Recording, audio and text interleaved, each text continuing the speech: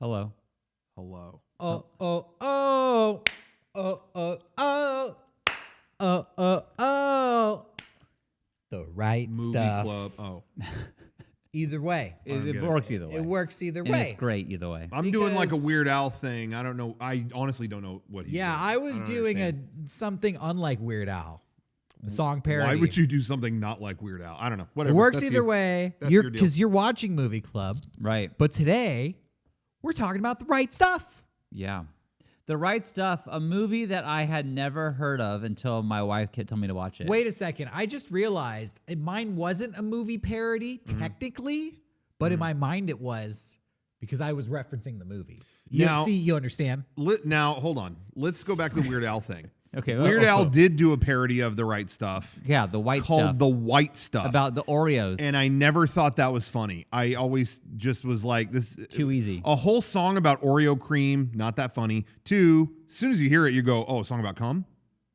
Weird Al's singing about cum. Not You when I thought was a that kid. when you were 10? Not when I was a kid. I didn't think Yeah. that. Wow. I mean, that's why I had to be on the lookout. you're advanced. My parents taught me if knew a people lot are of singing things. about cum, get away. You knew a lot of things. You knew whatever. things no kid should know. Yeah, Jesus. Wow. I was safe.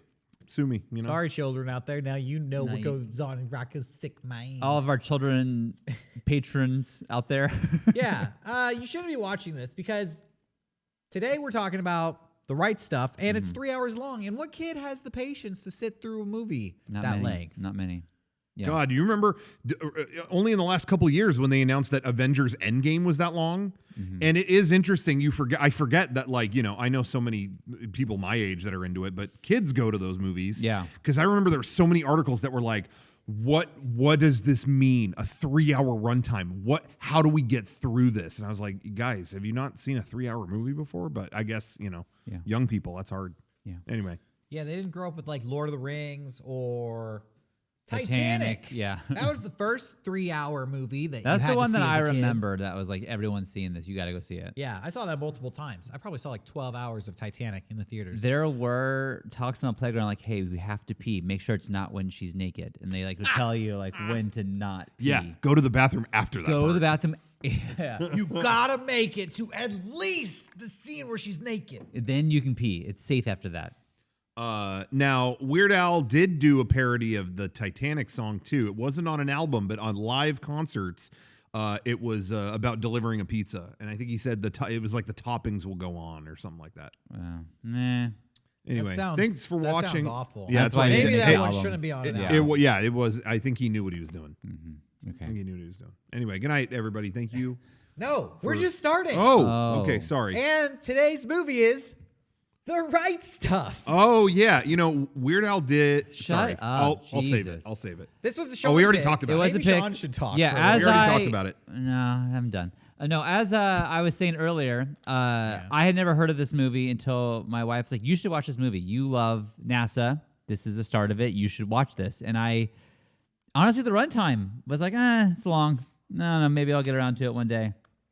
And so, no, finally I watched it, and thank God for this podcast because I would have never seen it otherwise. But for me, this is like, I don't know what you guys thought of it. I honestly felt bad because it was so long, but like I was just eating the whole thing up. It's like, this is just what I am into. It's like the era of like the 50s, 60s is cool to me. And then NASA on top of that, then like, I'm in. This is just who, you know. Yeah. I didn't really know anything about this ahead of time, except for I said this before, there's one shot from this movie that has been imitated in about 1,000 movies where they're all like walking towards the camera down a hallway or whatever. That's all I knew about it. So for me, this was, I thought, the definitive travel to space movie. Like this was everything glamorous and unglamorous and everything in between. Yeah. It was, here is the path to space. You might be into that, you might not, but man, I felt like they left no stone unturned. There it was. So, I thought for being that, I enjoyed it. I have my thoughts here and there, but, I was surprised. Yeah. I didn't think it was that long of a movie. For people out there who've never heard of this movie, it came out in 1983. It stars all kinds of famous people. It's Yeah, an I was ensemble surprised. cast. It was like, when all of a sudden, like, is that Jeff Goldblum's voice? Like, what is happening? Yeah. Jeff Goldblum is in it. I would say Ed Helms is Ed Harris? Ed Harris, yeah. Sorry, not Ed Helms from The Office. I always be make in it. that mistake. If they rebooted it, which they did, they should cast him, which they didn't. Oh, they blew it. But Ed Harris, which is is it one of the Quaid? Oh, brothers? yeah, Dennis. Randy is the crazy one. Yeah. Dennis is this one. Dennis Quaid. It's a ton of people that you recognize, but you can't put their a name to the face. You know. Yeah. Randy's the one in this movie. He's the one emptying the space shuttle, saying "shitter's full." That's you know, him. when he smiles, I was like, "Oh, Jack Nicholson, weird." Like something about his smile is the same as Jack. I never put that together before. And as Shawn mentioned, it's about the forming of NASA, but more specifically, the forming of the Mercury space program. Yeah, the Mercury 7. The Mercury 7, which I don't really know shit about. See, as a layman. Right, and to me, it's like, I know like the Mercury 7, the Gemini people, I know like all these things, but a lot of them were just the same people. They just kept moving on to different projects. I watched the documentary that Tom Hanks produced called Space. And I think they covered this whole story in it. Probably. But I enjoyed this movie. And you know what I found out is this is based on a book written by the author Tom Wolfe. And there had already been a book written about the Mercury 7. I think it was called the Mercury 7, but he pretty much thought it was bullshit. And he worked for Rolling Stone, and he wanted to write a more unsanitized version of what happened to these guys. Yeah. Because they were kind of like the rock stars of the 50s. Right.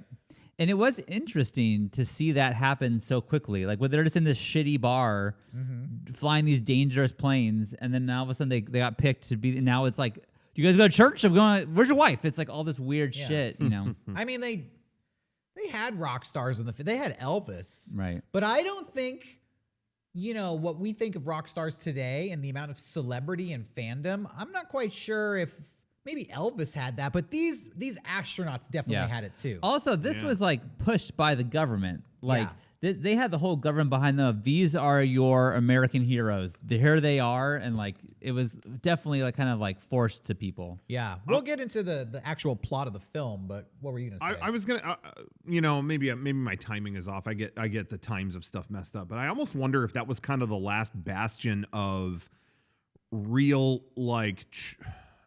compared to when was Vietnam, like what era was, or what years were those? Like, I wonder if this push, you said the government really this was pushed before them. Vietnam. Yeah. It kind of starts before and goes through, and this movie spans That's true. long time.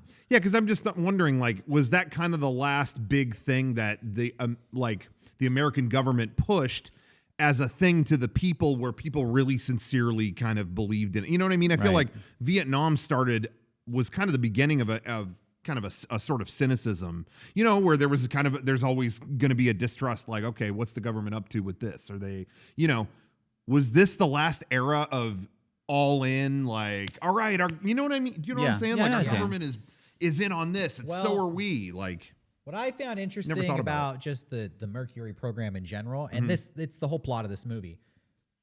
This invented a whole new profession, astronaut.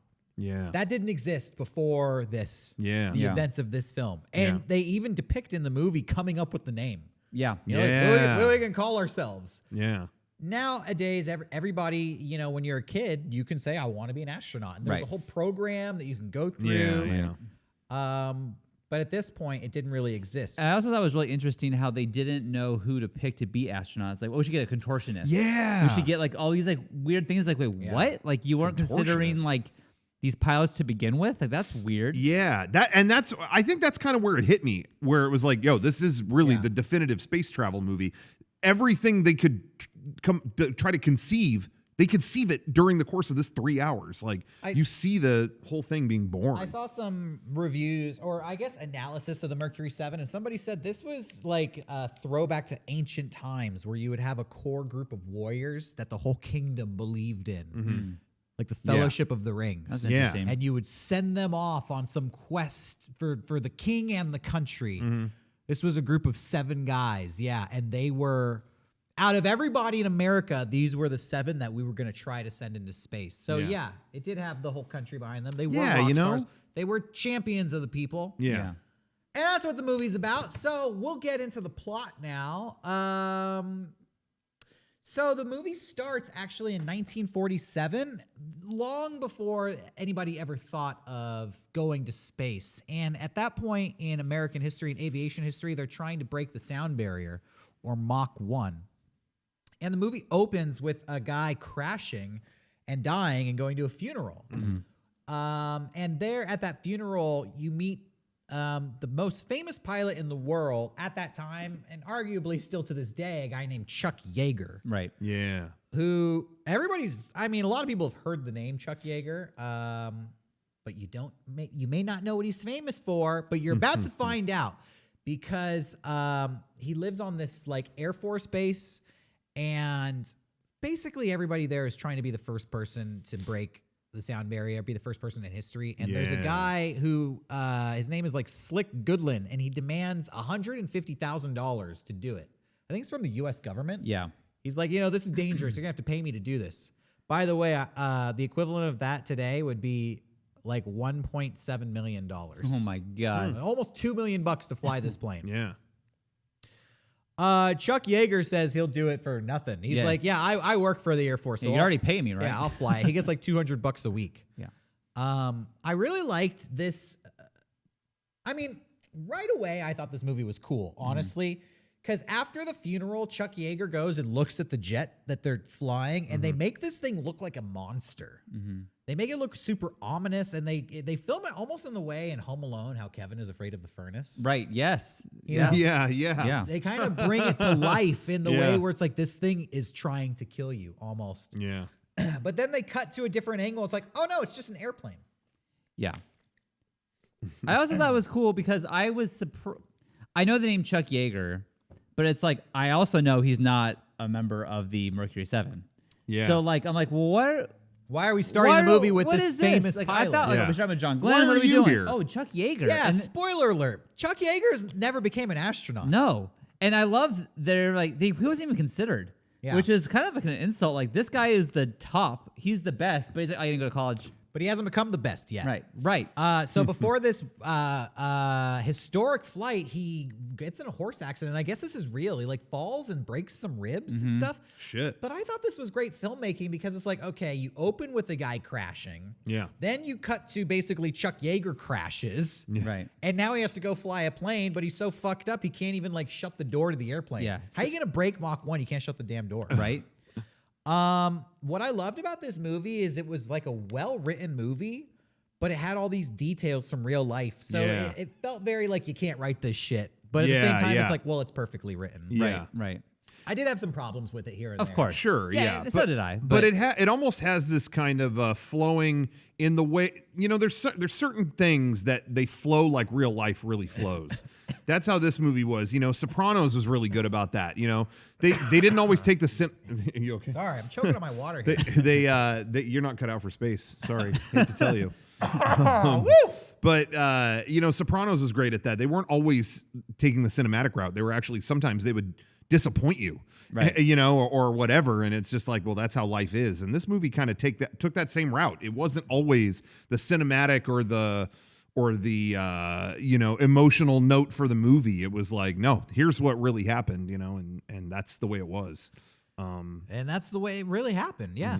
And so, he makes the flight. Despite his injury, he breaks Mach 1. It's this historic flight, but the government decides to keep it classified. And so he's not allowed to get the fame and accolades of being the first person in the world to do this. The movie cuts to 6 years later, and despite the fact that that event has been kept under wraps, every pilot in America is coming to this Air Force base because this is like the most cutting-edge aviation center in the world, basically. This is where they're breaking records. And everybody knows Chuck Yeager's the top guy. Whoever goes faster than Chuck Yeager and beats his record just causes him to go up and get the record back. He's the fastest man on Earth. And here is where we meet a bunch of new flyers. Gordon Cooper, Virgil Gus Grissom, and Donald Deke Slayton. These are all guys who are going to go on and be in the Mercury 7. Yeah. Yeah, I mean, this is basically like introducing the characters in the movie. I thought it was a very interesting way Yeah. to bring this core group together. You didn't really know why these people were here or who was important. They're just all trying to be the most badass pilot in America. And I also liked that, like, it opened, like, I didn't know what I was expecting, but when it opened, it was like horseback riding and like in the desert. I'm like, oh, this is not what I was expecting for this movie. Like, I thought we'd be in like Florida launching rockets. Yeah, Like, I don't, yeah. okay. Yeah. But I loved that it was like, it kind of took you everywhere. And it shows you like where we started here and now we're going to go a lot further. Yeah, exactly. And basically, all these guys just want to be Top Gun. You ever seen the movie Top Gun? They're trying to be that. And all their wives hate it because they're like, oh, we don't want to be widows, which is understandable. I actually really love that this movie shows the story of the wives so much because I found that just as interesting as, honestly, as these guys going up into space. I think maybe my favorite scene in the whole movie, to jump ahead a little bit, you find out that John Glenn, after you meet him, his wife has a stutter. Right. She could barely even talk. That's right. Yeah. And the vice president of the United States wants to have her on TV for a live interview to commemorate John Glenn's achievement. And she's terrified of doing it. And it was such like that was the most dramatic part of the movie, in my opinion, Yeah. of everything Yeah. going on. I was like, are you going to turn down the vice president? You're just like some 1950s Yeah, he's housewife. in his car trying to get in. You're like, nope. Down to 1950s housewife. Like, how do you do that? But, you know, this movie, it showed their story as well. And it was just as enjoyable. It also got some facts wrong. Oh, okay. And one of the things is Gordo Cooper, you know, his wife kind of can't take it. Like, I can't take the stress. Right. I'm leaving. I'm going to my parents. I found out that was bullshit in doing my behind the scenes research.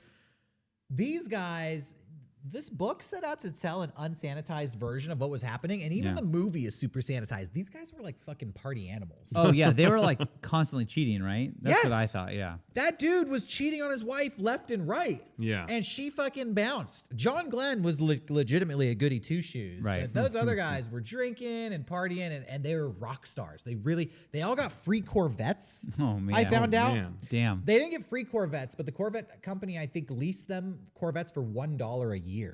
And so they were just like living the rock star lifestyle. Yeah. There is a scene in the movie where he convinces his wife to come back for an interview because at the time, NASA really did want to have like a clean cut image. So he had to like go to San Diego, hey, our home city, and pick his wife up and convince her like, you need to lie to the American government. You need to tell them that we're in a happy relationship. I know I cheated on you. And, you know, I wish this was in the movie. Because it was like, she's hearing the story about they're going to send you into space. Like, you're going to be a what? An astronaut? And she's thinking like adventure and fame. And she decides to go along with the plot. Like, yeah, I fucking hate you, but okay, I'll lie. They kind of touch on it, but they don't give you all the facts. Right. Yep. Yeah, is there anything else you want to say about any of this so far? Not about this part. I thought I guess the whole backstory was cool. The bar with the pictures on the wall. Like, there's just so much lore that, like, you walked into and it already existed. You know, there's already a texture to everything. Yeah. You know. And, dude, to break the sound barrier, free steak dinner? Where do I... Sign me up. Sign me up, yeah. You know what I thought was interesting is this movie was made in 1983, and it depicts things that happened in 1947. Yeah. And here we are watching it in 2021. That's interesting. Yeah. So the events in this movie it's just about the same time. That the is filmmakers wow. depicting the events in the movie versus us watching the movie, it's almost evenly split. That's even think about interesting. Yeah, which I thought that was interesting too, because I watched this movie and I go, well, this movie wasn't made that long ago. But at the time they made this movie, they would be saying, well, these events weren't that long ago. Right. Yeah. Yeah, food for thought. It is. I'll get into this later, but I did read what all the astronauts thought of this movie, which I'll get into later. Okay. Yeah.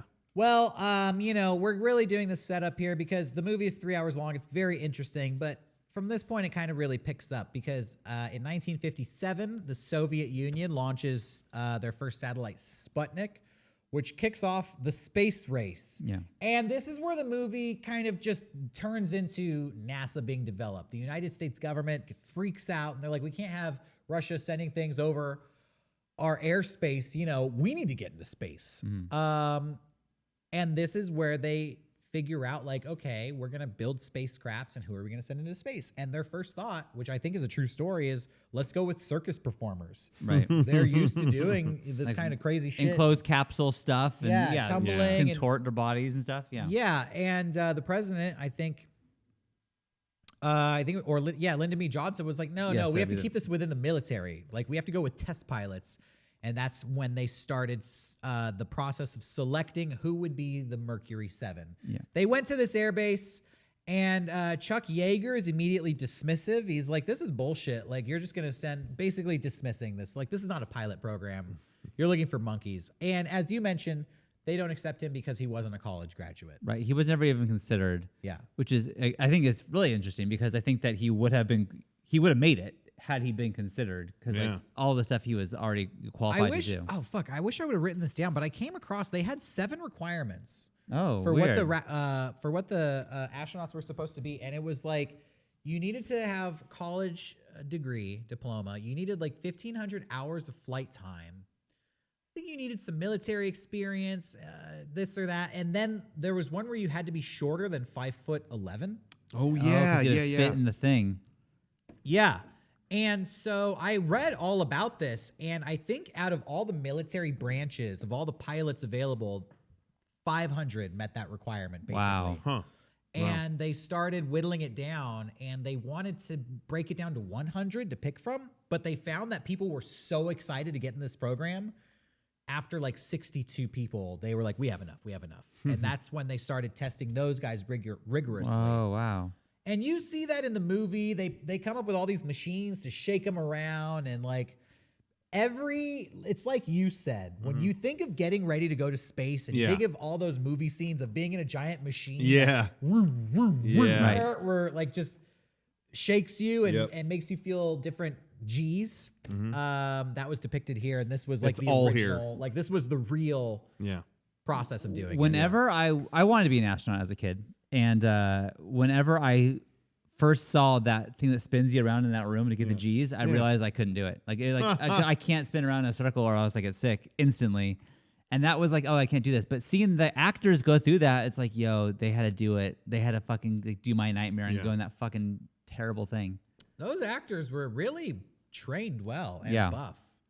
Yeah. They had to like put their feet in ice cold water and I've done that. I mean, some of the things looked easy, some of them looked fun. I read that the ping pong ball in the tube, they'd have like blow through it or whatever. Yeah. They were like really competing like with each other to see who could win. Like that was all like legit. Yeah, it was weak. They can blow, but could they suck? They never showed. They didn't show that. That's the real I want to see the question. ping pong ball go the other way. You know what I'm saying?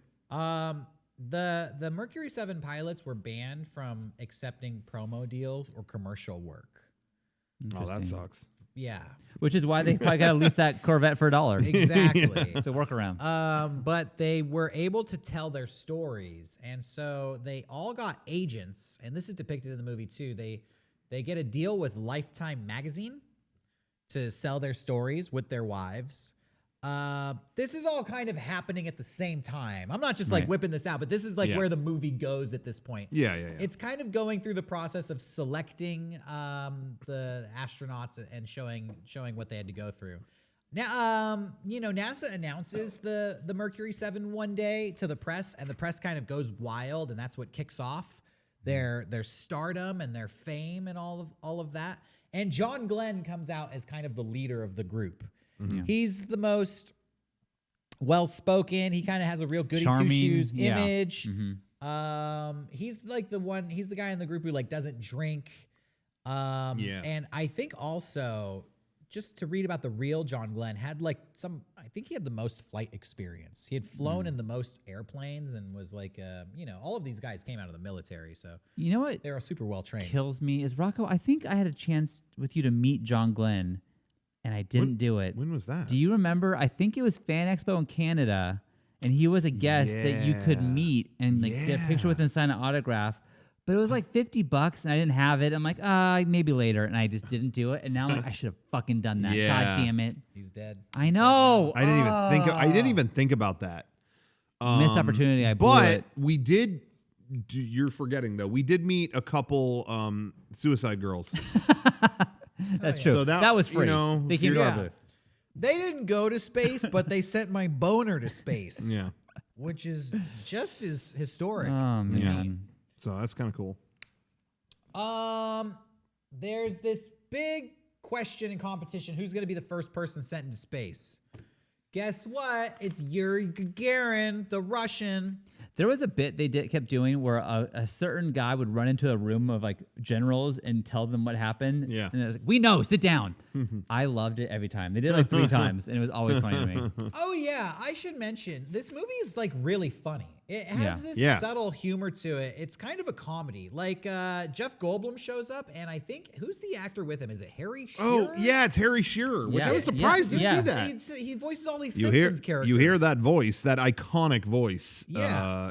Spinal Tap. I mean, you name Yeah. it. He's been in These a ton two of stuff. guys are the government agents who are supposed to like hunt down the best pilots in America, and they first come to this base in the middle of the desert.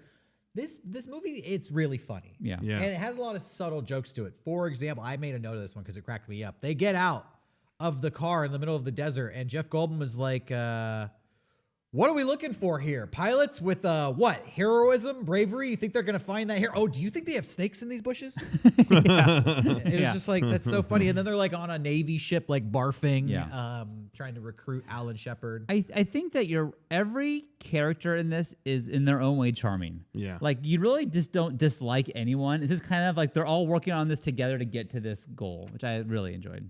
Like I don't think there's a villain in this movie. It's just you just watching it. All right. Then now that we've come to it, the glaring problem with this movie. I'm ready for it. Why do they make Alan Shepard just casually racist throughout the whole movie? He sees this caricature on the Ed Sullivan Show of this guy being like a Mexican astronaut. Yeah. They even work this into the plot. He starts pretending to be this Mexican guy, and this Mexican janitor keeps like giving him this side eye, like, fucking knock it off. But you're right. Yeah. But I did like when that janitor was like, could have helped him more and didn't, because like I know you've been fucking with me and being racist, so fuck you. Yeah. I was watching and I was like, whatever, it's part of the movie. But then it gets to this point where Alan Shepard is in the spaceship and he has to go to the bathroom, and it's this whole back and forth, and they're like, okay, you can finally just pee in the suit. And he pisses his suit and he goes, I'm going to say a racist slur here.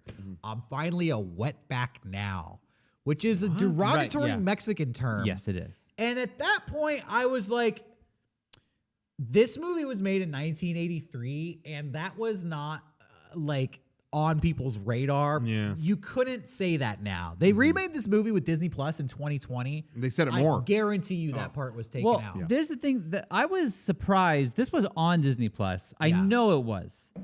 And that's why I picked this movie. It's no longer on Disney Plus, and they canceled that show. Yeah. But They canceled that show Yep. yeah. because of low ratings? Or I think so. I think so, yeah. It was a weird fit for Disney Plus. You know what I mean? It's like But watching this movie, I was like, they're talking about like jerking off. Like this was in Disney Plus. Like that's hilarious. I can't see how that would have worked. I know someone out there made a table of all the movies we reviewed on Movie Club, but if anybody has a table of what Disney Plus items talk about jerking off, let me know. I want to get to the jerk off scene in a second. Yeah. But I just felt like watching that. You have this whole subplot in this movie of how this guy sees a racial stereotype on TV and he imitates it. Mm-hmm.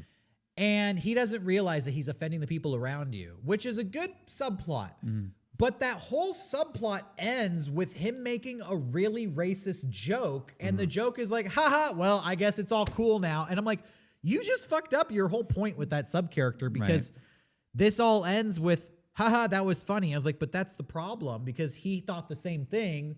And then he just started unwittingly saying racist shit. And I was like, the movie just had like a little low-key Alan Shepard is a racist subplot. Which I'm sure Alan Shepard loved. Which I just thought, honestly, was a strike against the movie. Yeah. I just felt like it wasn't a good fit for the right stuff. Yeah. I've seen Because that's the wrong stuff. I've seen racism in movies all the time, and sometimes it makes the movie better. It's an interesting part of the movie. But this one, I was like, you didn't need that. You didn't need that joke, and you didn't need that button for that subplot. Yeah. And yes. Yeah, it didn't add anything to it. To get to the jerk off scene, the U.S. government needs to test their sperm. Did we ever get They said high fertility rate. They want to make sure that those things are swimming. Yeah, they need to know your sperm is okay. So there's this scene where they have to go to the bathroom and jerk off. God, jerking off in the 50s. What a nightmare. They literally have to go into a bathroom and they're just all in the stalls with each other. And they're humming together, jerking off. And one guy starts humming and the other guy's like, bro, stop humming. I'm trying to pull my putt. I don't remember the exact dialogue he says. Yeah. Something like, I'm trying to yank my dick off or something. Or, I can't remember. I'm not good with dialogue. I'm trying to jerk it real hard. He says, I'm trying to beat my shit. Yeah, I think he something says. like that. Yeah. I don't remember the exact phrasing. Yeah. But somebody is humming and they won't stop. And then he's like, John Glenn, I know that's you. Stop humming. And then everybody starts humming. And jerking off together. Give these guys a private room in a magazine. I know Playboy was invented. Gotta be something. Yeah. Jeez. I feel sorry for those guys. That was one of the saddest parts of the movie. I don't know. Just, gotta have a good imagination. Picture yourself, project. That's why meditation is important. Project yourself somewhere else, Those guys could have been off in a meadow somewhere mentally. So, who's the first guy to go into space? Anybody know? In the world? No, we already said that was Yuri Gagarin. Right. Who's the first American to go into space? John Glenn was the first one to orbit. I thought it was Alan Shepard. It is Alan Shepard. Yeah. Ding, ding, ding, ding, ding. That's what happens in the movie next. It's this big competition to see who's going to be the first person to go into space. It's Alan Shepard. He comes back. He meets the president. He gets a whole parade. I felt like that was cool, but it was really just set up for this next part of the movie. Mm-hmm. Who's the second guy to go into space? You may not remember because nobody gives a shit because it was Gus Grissom. It was Gus Grissom. It was Gus Grissom. And when he comes back down, this was another time where I was like, you can't write this shit. Mm-hmm. This is just... Yeah, exactly. Yeah. This is too good. No writer could come up with this. He comes back down. He has a miscommunication. This is how it goes in the movie. Right. He has a miscommunication with NASA, and they're like, we're picking you up. When we pick you up, open the hatch. He's floating in the middle of the ocean. They have a helicopter that's going to hook his space pod and raise it up in the air, and then he can come out. But he prematurely opens the hatch, and it fills with water, and it sinks to the bottom of the ocean, and he almost dies. Mm-hmm. Well, because they lose the capsule, it's kind of like a disgrace. They think he's a fuck up. Yeah, he hit the escape hatch or whatever. Yeah, he gets no parade. He doesn't meet the president. And his wife, it's another one of those scenes that I love because it's such real drama. She's crying to him, and she's like, why the fuck did I go through all this with you? I wanted to meet the president. Yeah, we're no Jackie. Yeah, you went to space. Like, they gave the other guy a fucking parade. Like, what do you get? And then she's like, they're acting me like, Mrs. Person who blew the hatch. And he's like, I didn't blow the fucking hatch. And he starts crying. It was super dramatic. Yeah. Yeah. And I loved it. Yeah, they interviewed him like, did you blow the hatch? He's like, no, it was a malfunction. I didn't blow it. But they don't believe him, Yeah. I have some facts on that if you want to go into that now. I think we should because I think, honestly, this is the most fascinating part of the whole story. Okay. Yeah. Because this really happened. Right. And this is the part when it happened, Jenny was like, hey, I want to talk to you about this part. So pause it. And she started talking because she knows all of the history for this. Really? Yeah. So what happened was the hatch was blown for sure. He said he was like adamant, I didn't hit the fucking hatch. And like I liked in this movie too how they were all like, they had this one scene where they're all fighting about fucking around and like, fucking other girls and stuff like that. And like eventually at the end of the argument, like we got to stick together. The seven of us have to stick together. And they did. So I like that a lot. So, but apparently like if you hit the fucking hatch or the button, it's such a hard compression to hit it that you get a bruise on your hand. Oh shit. And he didn't have a bruise. So his pilot friends were like, yo, he didn't hit the fucking button. He says he didn't, and we already believe him, but that's proof. Yeah. And they still weren't sure. But they found his capsule in 1999. They found it, and they excavated it, and that hatch button was not pressed. He did not press the button. Damn, I did not know that. Not only that, I have a follow-up. I would love to hear it.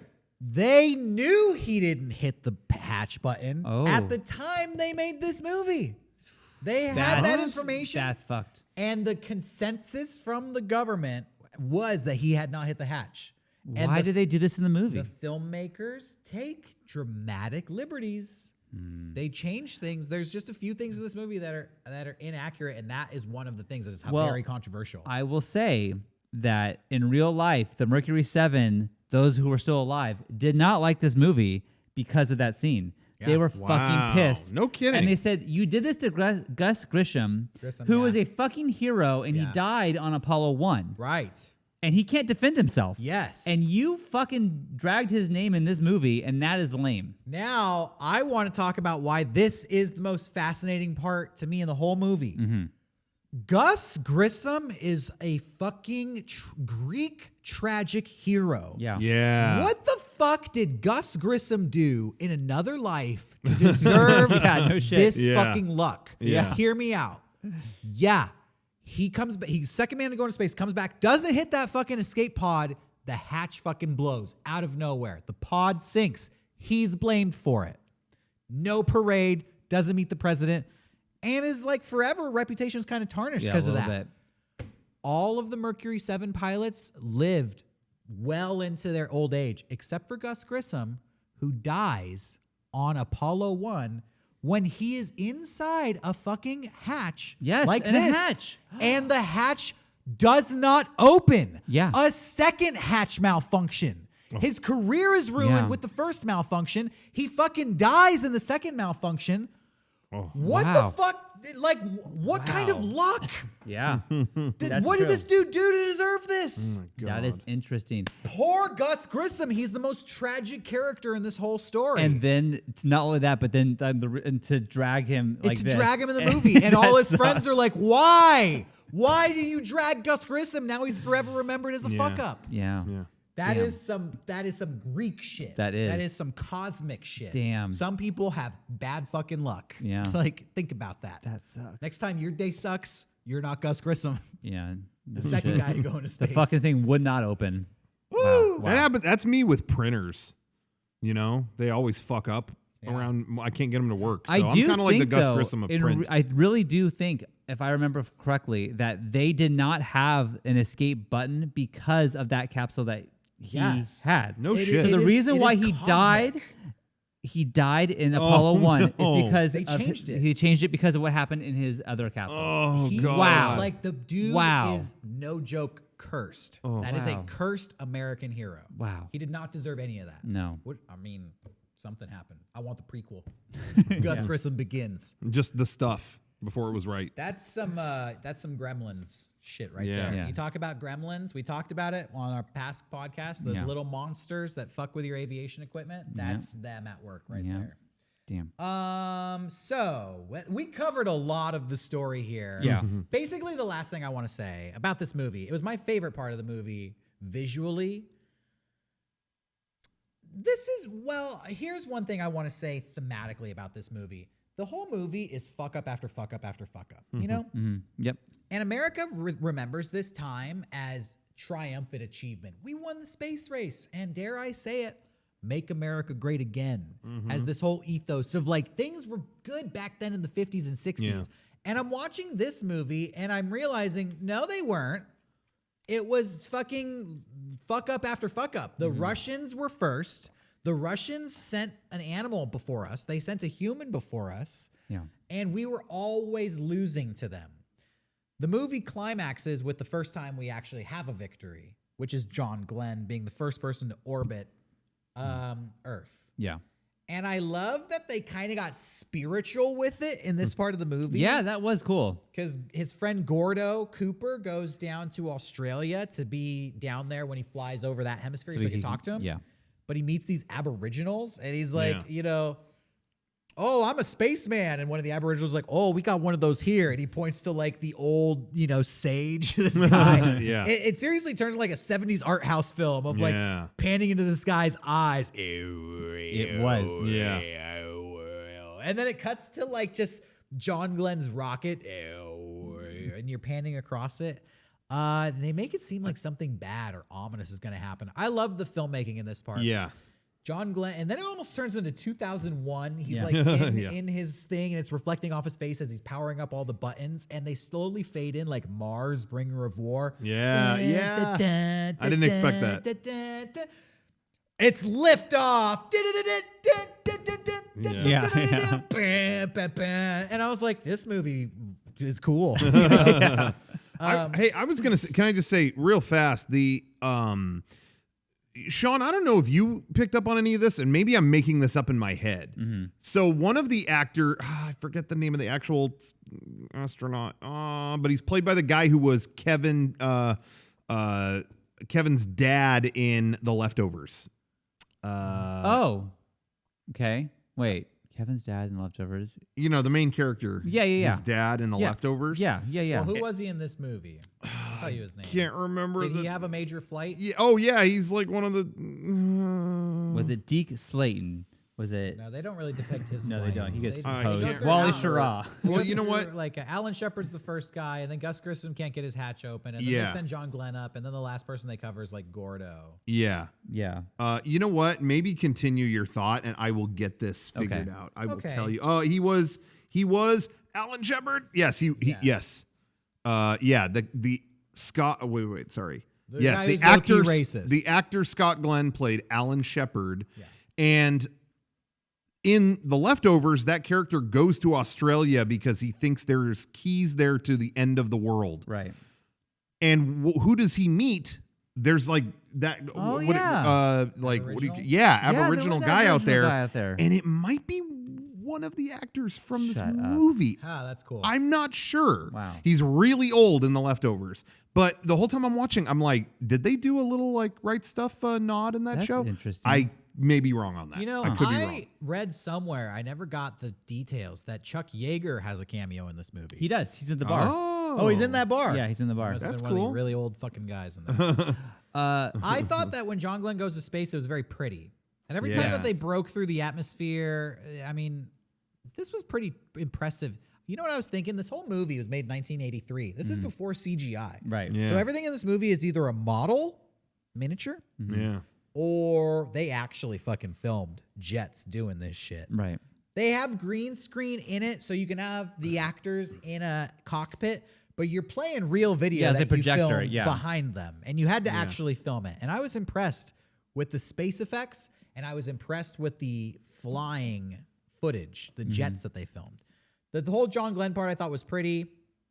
He encounters aliens. Are we just going to gloss over that? You know what it was What? in real life? What? It was urine.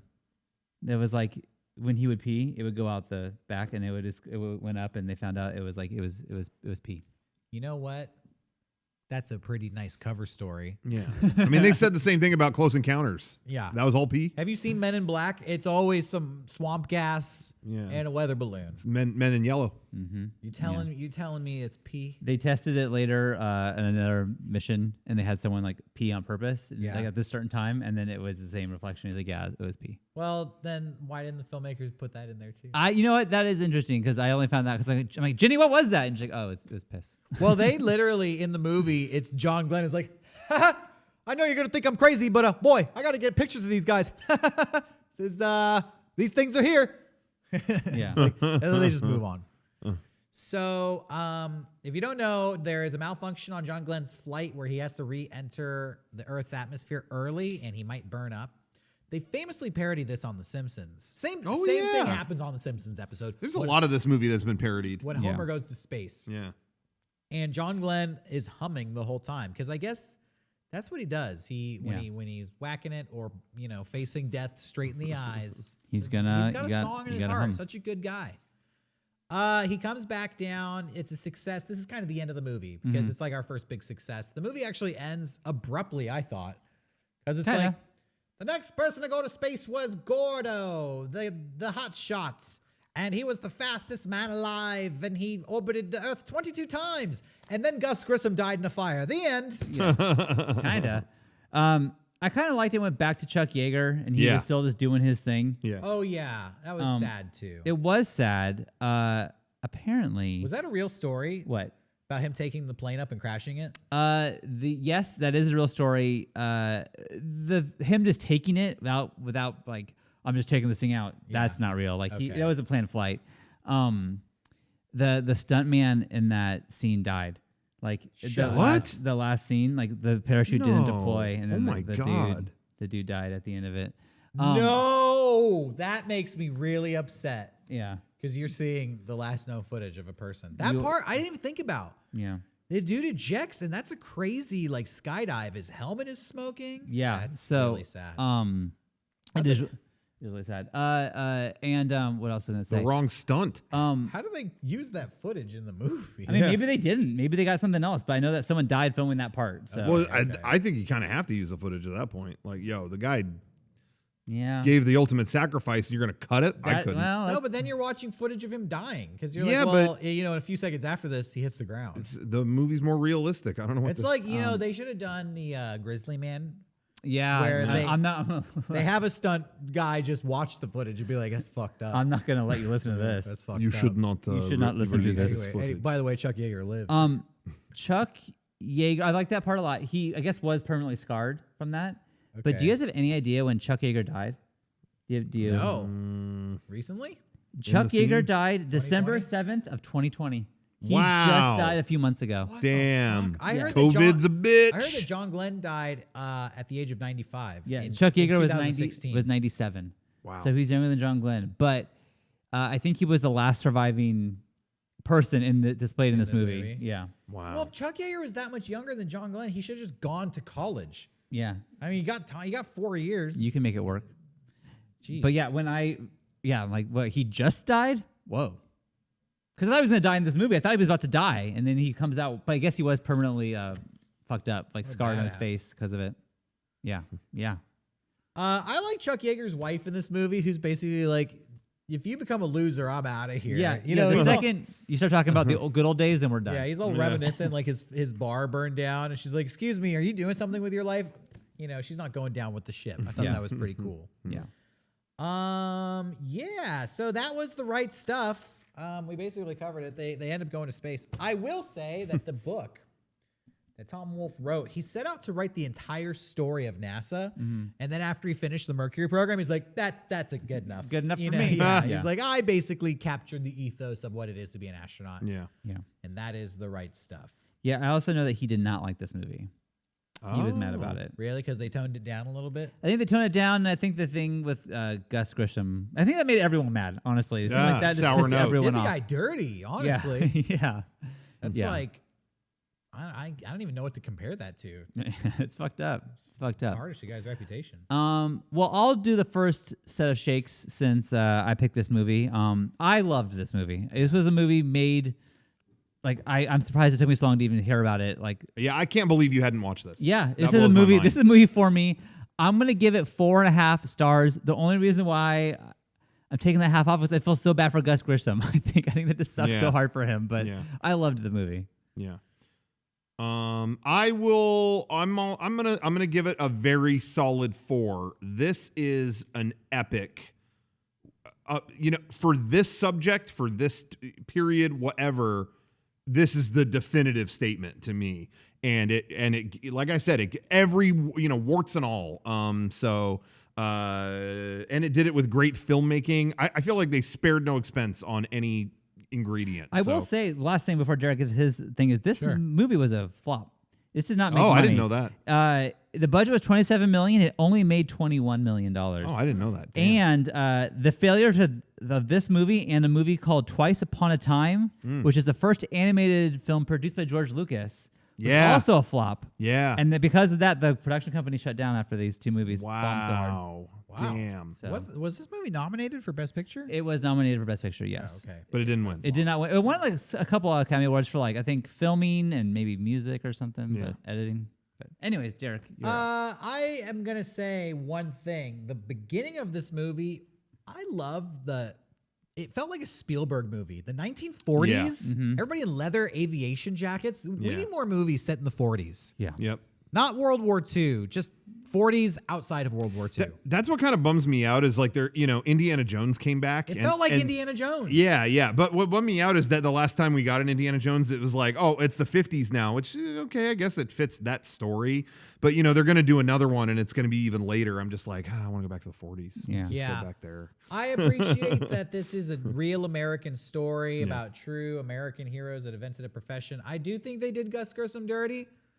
I already talked about the casual racism with Alan Shepard. Yeah. I'm going to give this 3 out of 5 popcorn shakes. It's 3-hour long epic movie about, airplanes and spaceships. It's pretty good. It's Yeah. pretty good. I'll give it 3.5 stars. Okay. But I'm deducting points for my issues. Fair enough. Okay, next week is Rocco's Choice. Yes.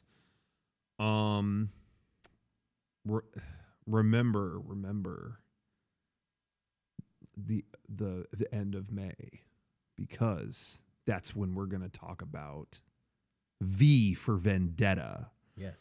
Okay. Coming up on the anniversary of that fateful day where Guy right around the Fawkes- corner. Oh, yeah. right around the corner when he blew up the White House. That's right. I thought you were gonna do like a bit where every word starts with a V. we're very I can't even do it. Second Verily, we will be viewing videos and verisimilitude, Wow. viciously and voraciously, And vivaciously. and vivaciously, and you, good viewer, would be vexed if you missed it. if you vist If you vist out. But yeah, there's not really a reason. It got like a 4K release recently. There's a reason. So I rewatched it and I just thought, you know what? Haven't thought about this movie in a million years. Haven't talked about it in a million years. So let's put it up on the slab. V for Vendetta is our movie next week. Okay. So watch it, and we'll see you then. Bye-bye. Goodbye. End it.